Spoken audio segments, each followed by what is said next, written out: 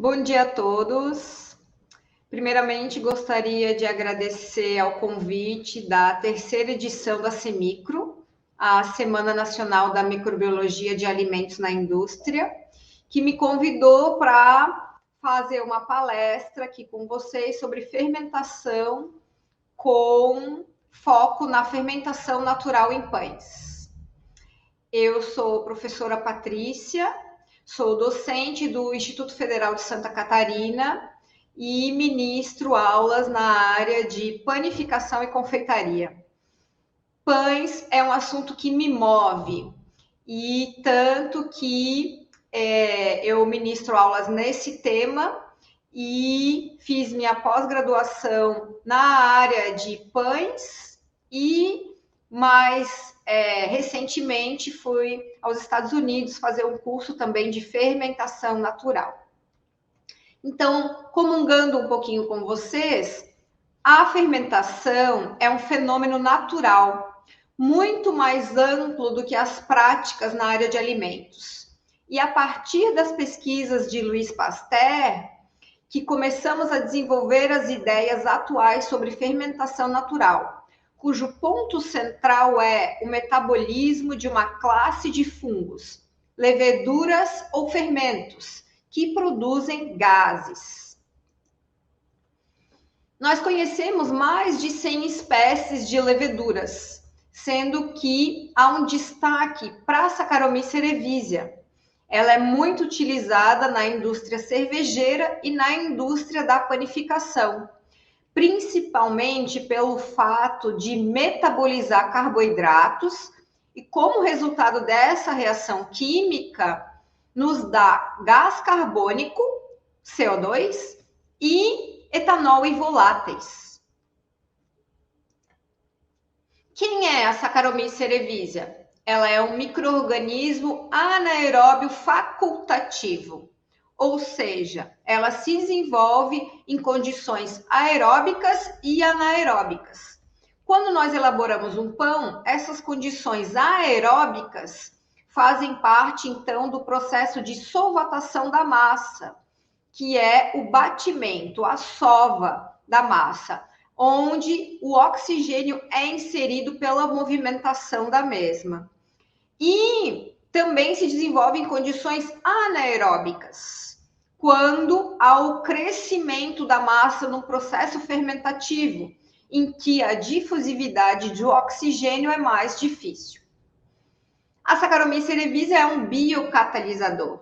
Então, ela catalisa processos bioquímicos com a produção de CO2 e etanol. Ela é uma levedura acessível. Ela tem grande disponibilidade de uso e custo baixo. É considerada um micro-organismo seguro, do inglês GRAS, Generally Recognized as Safe, e é uma levedura termicamente estável.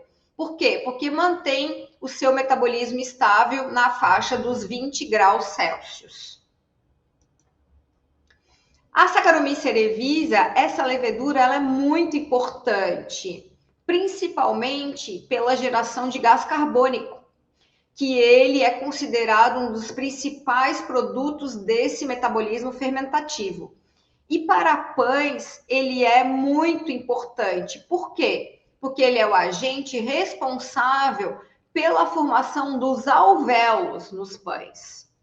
Quem são os alvéolos? Aqui nós temos a foto de um pão ciabatta, que eu mesma fiz.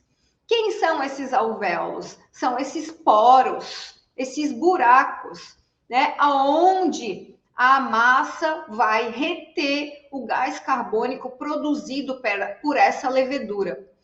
E algo bem importante que nós detectamos sensorialmente, além da leveza do pão, pela presença de gás carbônico, nós detectamos sensorialmente também a maciez. A maciez do pão se deve principalmente à quantidade de água que essa massa retém, a hidratação.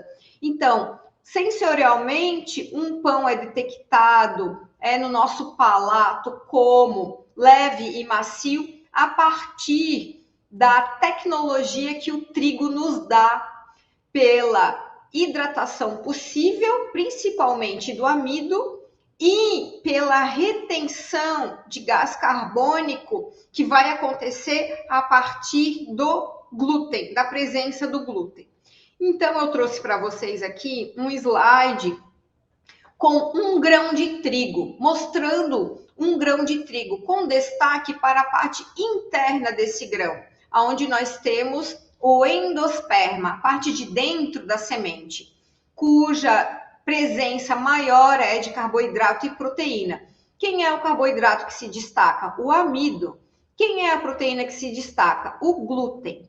Então, falando um pouquinho sobre amido, ele é uma fonte de glicose, ele absorve no mínimo 46% de água durante a elaboração de um pão e ele pode adquirir novas características em propriedades funcionais, espessamento, geleificação, formação de filmes.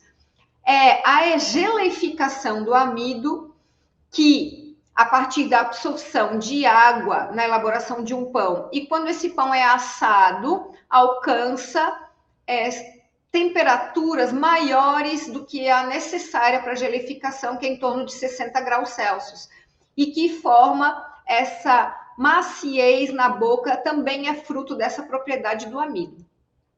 E sobre o glúten é a proteína do trigo, né?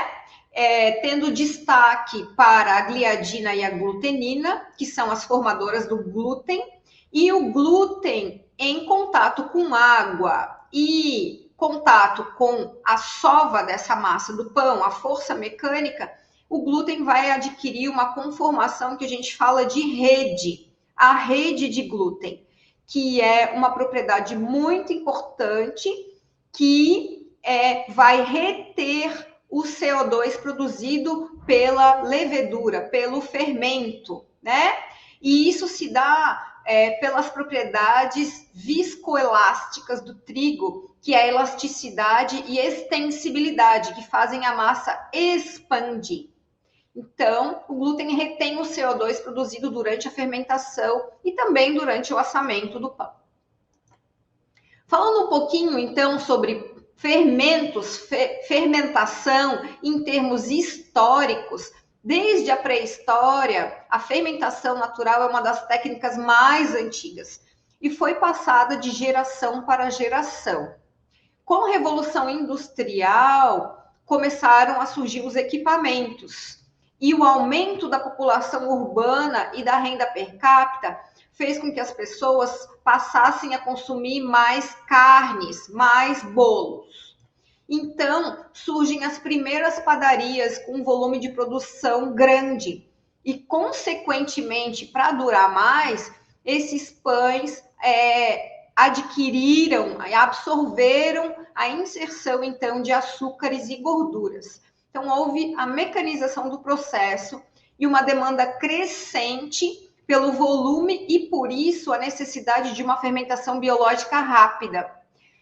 Foi daí que a Saccharomyces cerevisiae ganha interesse comercial, juntamente com o desenvolvimento da biotecnologia. E pães mais macios surgem. Por quê? Porque os grandes volumes precisam ter durabilidade maior desses pães. Então, a inserção principalmente de açúcares e gorduras. Isso faz com que preparar pães tenha uma facilidade maior e um custo reduzido. A partir da década de 80, as pessoas começaram a naturalmente perceber que os processos estavam muito acelerados em termos de produtividade e não necessariamente esses alimentos traziam benefícios às pessoas. Então, nos Estados Unidos e na Europa, começou-se um movimento pequeno, crescente, em busca de sabor e textura de produtos que existiam antes da industrialização.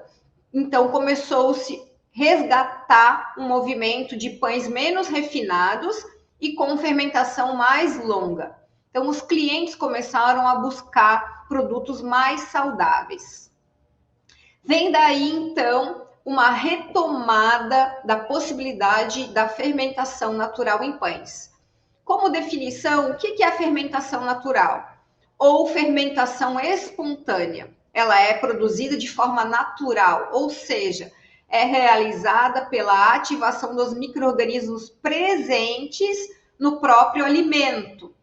O fermento natural é uma mistura de farinha de cereais composta por uma população heterogênea de bactérias láticas e leveduras, que convivem numa associação complexa. Então, o impacto positivo da utilização do fermento natural, ele é atribuído à microbiota, que forma um ecossistema único, composto por bactérias láticas e leveduras naturalmente presentes nessa formulação.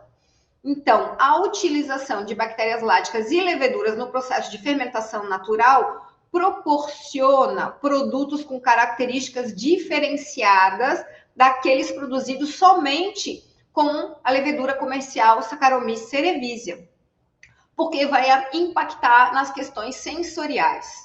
Então, falando um pouquinho do fermento natural em si, antes de nós caracterizarmos quem são essas bactérias láticas e quem são essas leveduras, o fermento natural ele pode ter nomes distintos, de acordo com a língua de procedência. Então, levain é o nome clássico que vem do francês, sourdough do inglês, sauerteig do alemão. E a gente também, além de fermento natural, pode chamar de isca e vários outros nomes populares. Quem é, então, esse levain?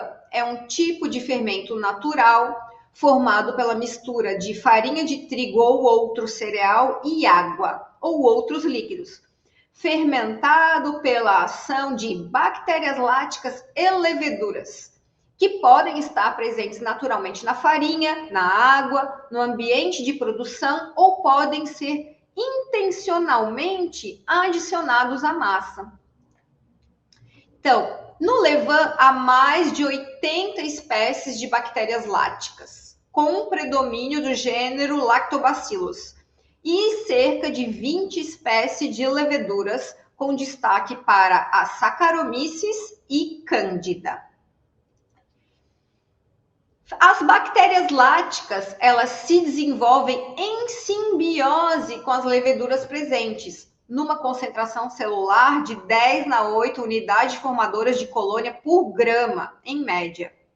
E alguns fatores influenciam a quantidade dessas bactérias láticas e leveduras em simbiose, nessa composição da microbiota durante a fermentação desenvolvida espontaneamente. Que fatores são esses que influenciam? O tipo e a origem da farinha, a temperatura de manutenção do fermento, o teor de água, a duração do processo fermentativo. Então, quem são as bactérias láticas?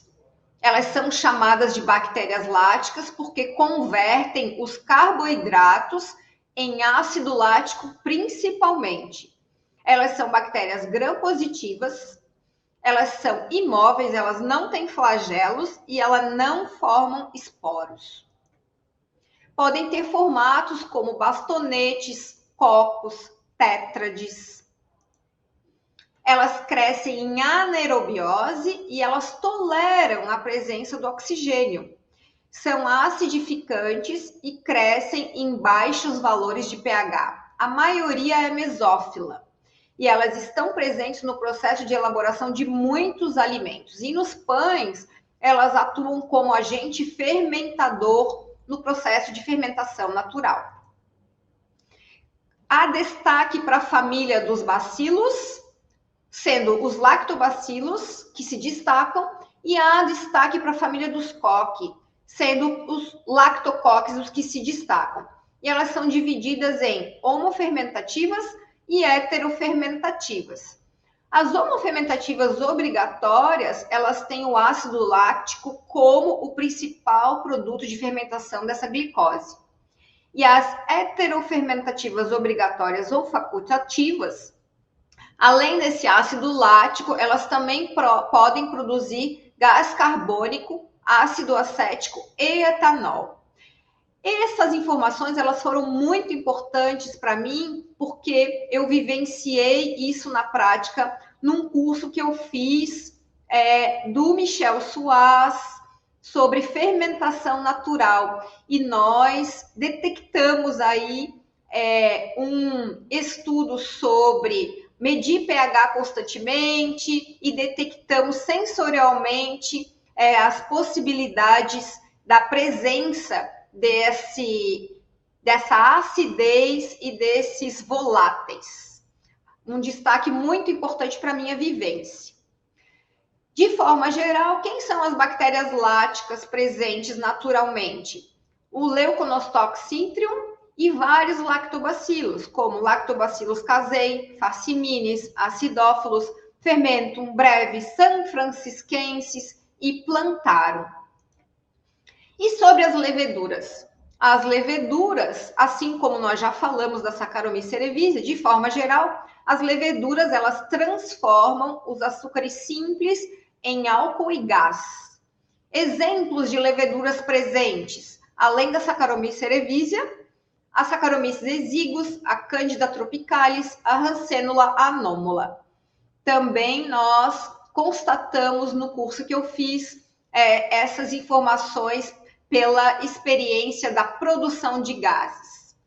Então, nós temos alguns tipos de caracterização do fermento natural, independentemente do nome que você queira chamar. O fermento natural tipo 1, ou seja, o levain tipo 1, ele é feito com acéculos. Quando nós misturamos farinha de trigo ou outro cereal, ou farinha de outro cereal com água. E nós temos ali uma alimentação contínua e uma fermentação espontânea entre as bactérias e leveduras que convivem em simbiose naturalmente. Essa temperatura de fermentação é na faixa dos 20 e 30 graus Celsius e um pH de 4. É um fermento natural semelhante aos produzidos há séculos e precisa uma alimentação constante de farinha de trigo e água, o que a gente chama de backsloping, uma alimentação de forma contínua.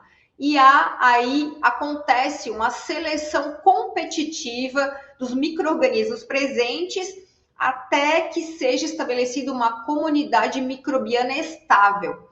E isso dura de 7 a 10 dias, pelo menos. Essa fermentação é feita em temperatura ambiente e nós alcançamos um pH final de 4. Quem é o fermento natural tipo 2? Ele é denominado um fermento acelerado. Qual que é a diferença? Nós adicionamos nesse tipo de fermento bactérias láticas previamente selecionadas e ativadas. E para a concepção desse fermento, há necessidade somente de 24 horas, com exigência de temperatura de 30 graus e pH 3,5. Então, não há inibição dos micro-organismos naturalmente presentes nessa farinha ou nessa água. É salutar a velocidade industrial esse tipo de fermento natural. Por quê? Porque tem menor chance de contaminação por bolores. Quem é o fermento natural tipo 3? É a forma desidratada do tipo 2. Por isso que a facilidade de armazenamento e manutenção do padrão de qualidade dos produtos é uma vantagem. Ele é extremamente utilizado comercial e industrialmente. E o fermento natural tipo 4 já é uma tecnologia mais recente. Está sendo ainda aprimorado. São culturas iniciadoras que são inseridas nas massas já formadas com a preparação continuada da alimentação do que a gente fala backsloping. Então, quais são os efeitos da fermentação natural nos pães? Nós temos aí um produto com qualidade superior em termos sensoriais, frente aos produtos de panificação produzidos com uma única levedura comercial, a Saccharomyces cerevisiae. E nós já vamos falar por quê. E nós temos também uma atividade metabólica dessa comunidade microbiana presente, afetando macro e micronutrientes dos pães. Então, com relação aos efeitos da fermentação natural dos pães, nós temos essa atividade metabólica da comunidade microbiana presente, que são bactérias láticas e leveduras, afetando macro e micronutrientes. Um exemplo são a fermentação dos carboidratos. Quem são os carboidratos fermentáveis presentes no pão? São os carboidratos de cadeia curta, tá? Então, esse grupo heterogêneo de moléculas mal absorvidas durante o processo digestivo, com amplo efeito sobre os processos gastrointestinais, incluindo o desencadeamento dos sintomas da síndrome do intestino irritável. Quando nós fermentamos a partir de um fermento natural esses carboidratos, nós tornamos esses pães amenizando esses sintomas da síndrome do intestino irritável. Então, esses carboidratos fermentáveis, eles estão também, quando eles não são fermentados pelo fermento natural, eles podem desencadear sintomas de sensibilidade ao glúten não celíaco. Então, quando nós temos aí fermentação de carboidratos, um fermento natural, ele vai agir na contramão disso, né? Já que quando um carboidrato não é fermentado pelo fermento natural, nós temos indicação de manifestação clínica da síndrome do intestino irritável e da sensibilidade ao glúten não celíaco, que causam distensão e dor abdominal, diarreia, flatulência, mudança do padrão evacuatório, fadiga e depressão. Quando nós usamos um fermento natural e nós fermentamos esses carboidratos, nós temos vantagem. Quem são esses carboidratos fermentáveis? É o que a gente denomina FODMAPs. Oligosacarídeos, disacarídeos, monossacarídeos, polióis fermentáveis. Quando nós fermentamos esses carboidratos, os produtos derivados de trigo constituem, então, condição de serem ingeridos na dieta, já que o trigo, comumente nos produtos, ele possui fração de FODMAPs ingeridos na dieta. Então, a biotecnologia melhora esses aspectos com relação à fermentação dos carboidratos no produto de panificação.